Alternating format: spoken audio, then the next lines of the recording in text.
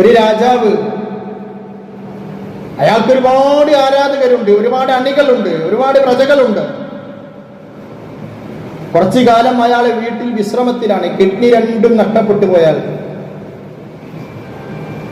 ഒരു ദിവസം അയാൾ ജനങ്ങൾക്ക് മുന്നിൽ വന്നു. ജനങ്ങളെല്ലാം കൂടി, എല്ലാവരും കൂടി രാജാവിനെ കാണാൻ വേണ്ടിയിട്ട് വല്ലാതെ ആവേശത്തോടു കൂടി കാത്തിരിക്കുകയാണ്. കഥയാണ്. അദ്ദേഹം പറഞ്ഞു, നിങ്ങൾ പ്രയാസത്തിലാണെന്ന് എനിക്കറിയാം, അതിനേക്കാൾ പ്രയാസമാണ് എനിക്ക് 2 കിഡ്നി പോയിട്ടുണ്ട്. അതുകൊണ്ടാണ് ഞാൻ നിങ്ങളിലേക്ക് വരാതിരുന്നത്. എന്നെ ആർക്കൊക്കെ സഹായിക്കാൻ പറ്റുമോ? ആ കൂടിയിരുന്ന 10,000-കണക്കിന് ആൾക്കാർ പറഞ്ഞു, ഞങ്ങൾ സഹായിക്കാം, ഞങ്ങളെ കിഡ്നി നിങ്ങൾ എടുത്തോളൂ, ഞങ്ങൾ തരാം തരാം തരാം എന്ന് എല്ലാവരും സദസ്സിൽ നിന്ന് ഇങ്ങനെ വിളിച്ചു പോവുകയാണ്. അയാൾ പറഞ്ഞു, വേണ്ട, എനിക്ക് 2 കിഡ്നിയെ വേണ്ടു. നിങ്ങൾ ആരെങ്കിലും 2 ആൾ തന്നാൽ മതി, ഓരോന്ന് തന്നാൽ മതി. എല്ലാവരും പറയും ഞങ്ങൾ തരും, ഞങ്ങൾ തരും.